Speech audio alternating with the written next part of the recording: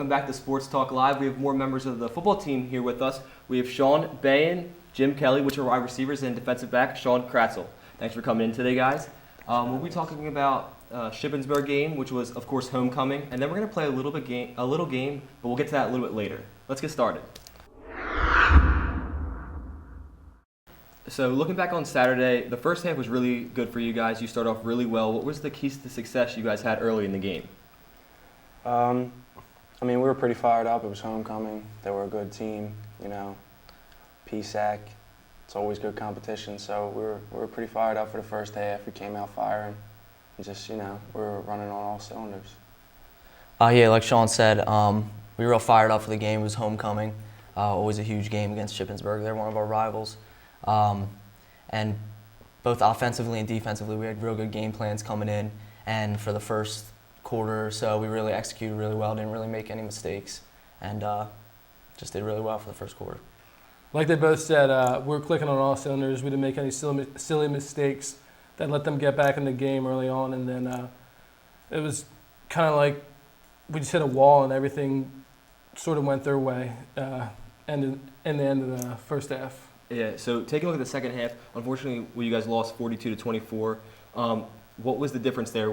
Why did you guys stop having the success that you did early?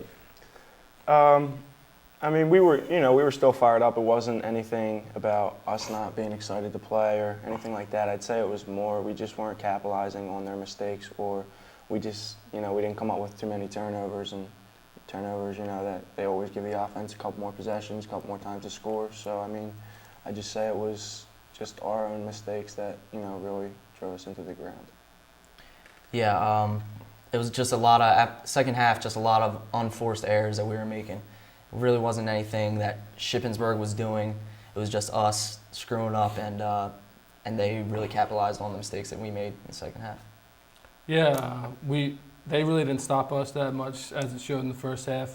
Kind of stopped ourselves, and not to make excuses, but we had a few calls against us that were kind of on the wall, and we really shot ourselves in the foot. All right, so now we're going to switch it up a little bit. We're going to try to play a little game. You guys have whiteboards right there, so why don't you all take one? And I'm just going to ask you a couple questions. Give 1 to 2 word answers as best you can, and then you'll go show your answer and then explain it a little bit. That sound good? Yeah. Yep. So first question, of all the players on the team, who would you guys consider to be the jokester, on and off the field, the one that's just always cracking the jokes?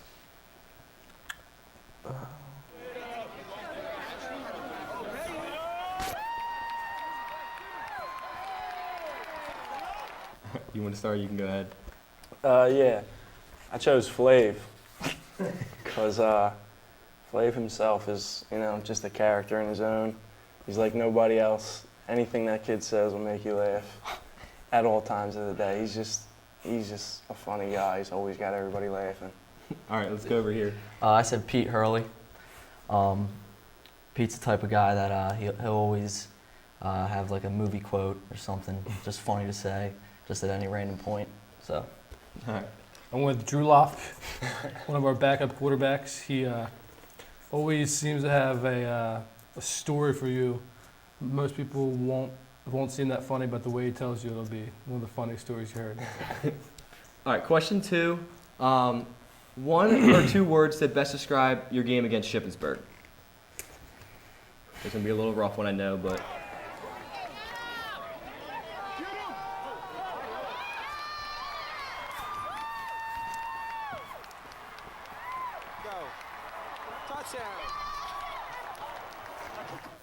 All right, you guys, sorry, yeah. I said turnovers because we didn't come up with too many. Honestly, I don't know if we got one, but in the games that we win, defense causes turnovers, and it makes sense. We would have gave the offense a couple more opportunities, then it would have put us in a better position to win. So for every game basically, we gotta win the turnover battle. Over here. all right, and I said disappointing. Just because obviously it was disappointing. We were up 21-0 at the end of the first, and just didn't make the plays to secure the win. And especially if it's on homecoming, huge crowd, big game against a rival, that's just really disappointing. I said heartbreaker because obviously we were up 21-0, ended up losing, and that was our shot to get into to go and play Bloom for the PSAC championship game. And last and final question. You're playing Cheney in your last home game of the season. What do you think the score is going to be?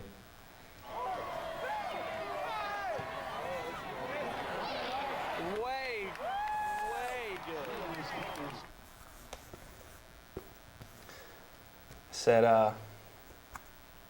56-0 because our offense is explosive.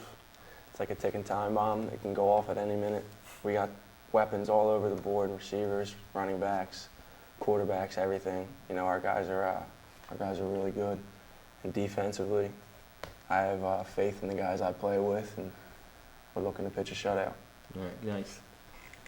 All right, I'm going to say 38-0 Golden Rams. I'm not going as high of a blowout as Shawn because their offense is the type of offense that chews up some clock because they run the ball a lot. But I still don't think our defense will let them score at all, and our offense is going to be able to put up a decent amount of points on their D. We go 42-7. Our offense is going to come out strong this week, and we're going to score a few points. And their offense has given the ball away quite a few times, and our defense knows how to take the ball away. So I think they're going to have a big game.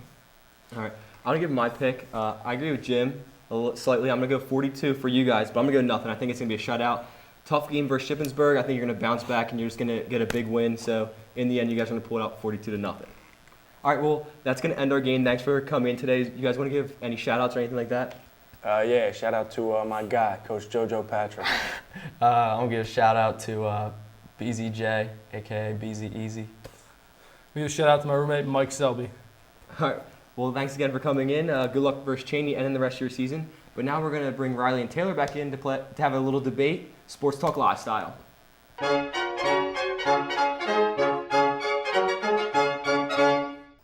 In honor of the presidential debates that have been going on recently, we're going to have our own debate. But instead of talking politics, we'll be talking sports. Facing off, we have analyst Riley Wallace versus analyst Taylor Marion. We have 7 questions, and I'll be giving 1 point per question. Most points at the end wins. You guys ready? Oh, yeah. Question number 1 of the Sports Talk Live debate is, Firaki has won their final 5 games of the regular season, giving them a 15-2 overall record. This weekend is the PSAC tournament here at Westchester, starting Friday the 26th. The Lady Rams play IUP at 6 o'clock. What are they going to have to do in this tournament to have success? Well, Brian, they had to stick to the game plan. They got to do what they've been doing all year long, which has gotten them 15-2 record. If they do that, not worry about the other team's play, not worry about how the other team is playing against them, they'll be fine and they're going to win it all. You're right. I have to agree with Riley there. The one thing, though, that he forgot, though, was the goal playing situation. The goalkeeper, Kristen Arnold, was actually named PSAC Athlete of the Week last week. So if she plays well, I think they do great, and I think they go and they win. If not, they could have some trouble. But I think they're going to do well, though. Okay, well, both had very good points on this one. I'm going to have to agree with Taylor, though, because Kristen Arnold really has been playing very well, and if she steps up, they're going to be able to win this tournament. Point goes to Taylor. Question number 2. Women's soccer's won their past 2 games versus Clarion and Bloomsburg. They have 1 game remaining in the regular season versus Millersville Saturday the 27th. The PSAC tournament starts Tuesday the 30th. How far do you see the women's soccer team going this year? Well, this year they've been playing great behind senior leaders Jen Hutchinson and Melissa McCary, I think that they're going to go far. I think they're going to go into the PSAC semifinals and championship and actually win it all. They're ranked so high. They were ranked 7th in last week's polls, so I think as though they're going to make it to nationals no matter what, but I think they're actually going to win it, and I think that's going to propel them into the national championship. Okay, I think this team is the team of old. They started out really good this season. They hit a little bump in the road, but I think they found themselves. Going into the PSAC tournament, it's a very competitive conference, so I wouldn't be surprised if they slip up and lose one of those games, but I think it'd be better off for them going into nationals. The key, though, is sophomore goaltender Shannon Feddick. This team will go only as far as she takes them. All right, well, I'm going to have to disagree with what Riley said. I see that there's no way that they're going to not win this PSAC tournament. They're too good of a team. They're going to be able to fly through this. It's going to be an easy win for them. Taylor, you get a point again.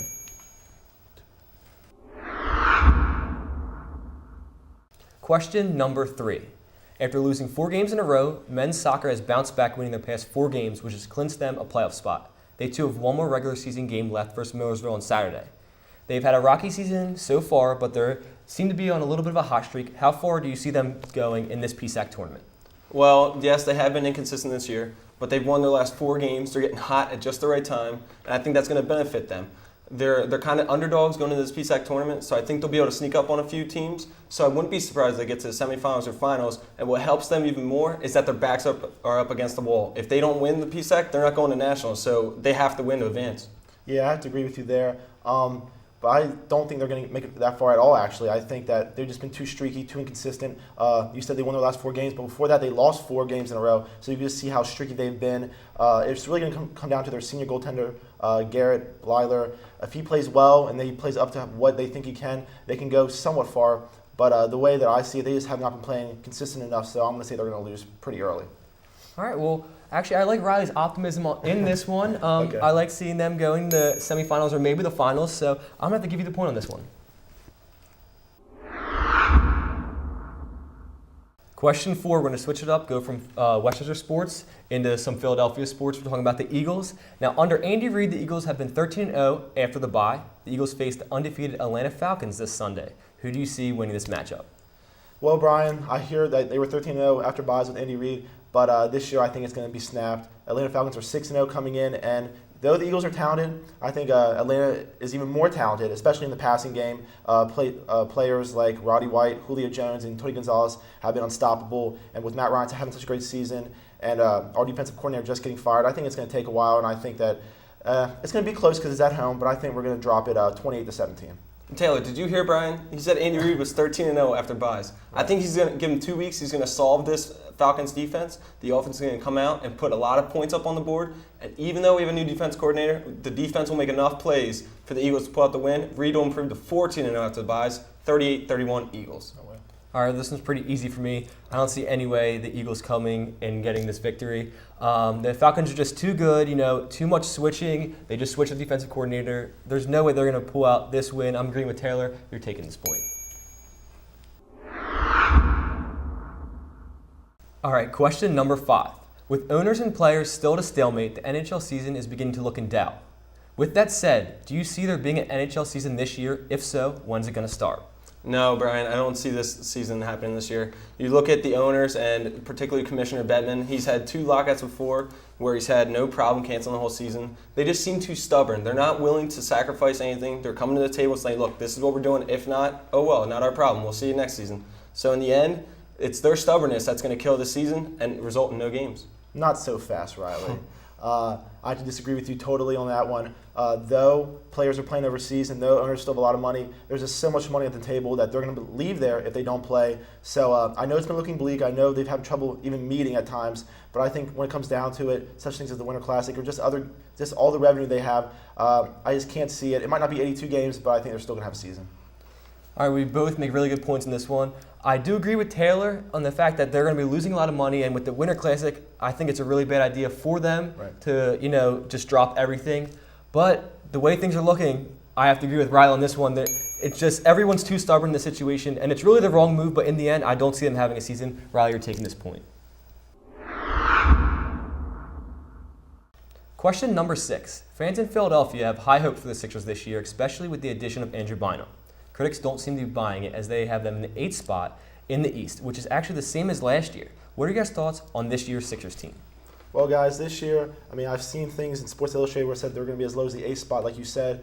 But I think they're going to be better than that. I might not go all the way up and say that they're going to win the division. I think that with Andrew Bynum's knee being unsure and he might not be able to start the season, I think that we won't be. It takes a while to mesh together with some of our new guys, just like a lot of the other teams. So towards the end, I think they'll pull it through. But I think they're going to finish 2nd in the division and around 5th in the conference. So definitely an improvement, but not quite up with the Heat and with teams like that. Well, Taylor, don't cut this team short. You look at this. This team's going to win the division, and here's why.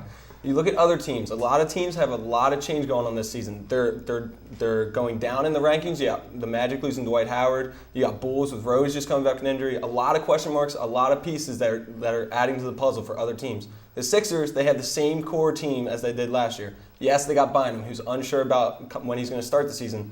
But while he's out, we still have that core young talent who's going to carry us. And when he comes back, it's only going to improve this team. So I see this team finishing 2nd in the conference and winning the Eastern Division. Crazy.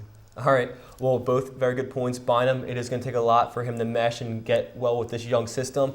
But I do agree with Riley too, because a lot of these teams are getting a lot worse with all the trades that happen, in the offseason. I have to agree with you. I think that they are going to be able to be a better team than you said, and what the critics say. Riley, you're taking this point.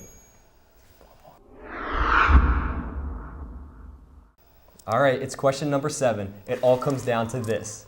San Francisco's bats were hot in Game 1 of the World Series as Pablo Sandoval had 3 home runs. Game 2 was a little different. The bats were a lot more quiet. Giants were able to pull it out 2-0 and increase their lead in the series to 2-0. So who do you guys see winning this World Series in the end? Well, I'm not jumping ship on the Tigers yet. I see them in 7 games. Here's why. Sandoval, what he did in Game 1, that was incredible. That's not going to happen again, though. That was only 1 game. Game 2, they looked a lot better. I think after sweeping the Yankees, they were a little rusty in the first game, so it got out of hand. Now they're going home for 3 games. I think they're going to take care of business, win those games, have the momentum.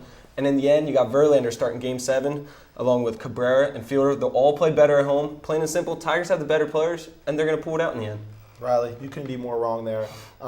You just saw it in Game 1 versus Verlander. He did not pitch well. Now, I know it was in San Francisco, and I know that's tough, but at the end of the day, I see San Francisco as kind of like the Cardinals of last year. I hate them because I was being a Phillies fan. I think it's that they always seem to beat us, but they're tough to play against. They're resilient, and at the end of the day, they just don't give up. So I see them after winning those 2 games and seeing how they play and how they've been on fire. Not that they have a better team. I think that Detroit actually might have a better team, but I think overall, I think they're going to come through, and I think they're going to win 5 games. All right, well, this one was very tough. Both of you made solid points, but I'm going to have to give the point to Riley on this one. And here's why. We talked about it earlier. I had the Tigers winning the World Series, and yeah, they're down 2-0, but I'm not counting them out, just like you said. Verlander's just too good of a pitcher. He's going to be the one to come through. He's going to be the MVP of the World Series, and he's got 2 more times to pitch. He's not going to pitch like he did last game, and it's going to come down to Game 7, and who would you rather pitch? Exactly. It's Verlander, and he's going to be able to pull out the W, and that's why the Tigers are going to win the World Series. Well, there you have it. With 4 total points, Riley Wallace is the winner of our first Sports Talk Live debate. But remember, now that's just our voting. Be sure to go to our website, sportstalklive.net, and vote for who you thought won the debate. Also, feel free to write us any questions, maybe ones you'd like to see in future debates, anything like that. Just go to our website or our Facebook, Twitter pages, whatever you'd like. But that's all the time we have for this week on Sports Talk Live. We'll be here next week, same time, same place. Take it easy, Westchester.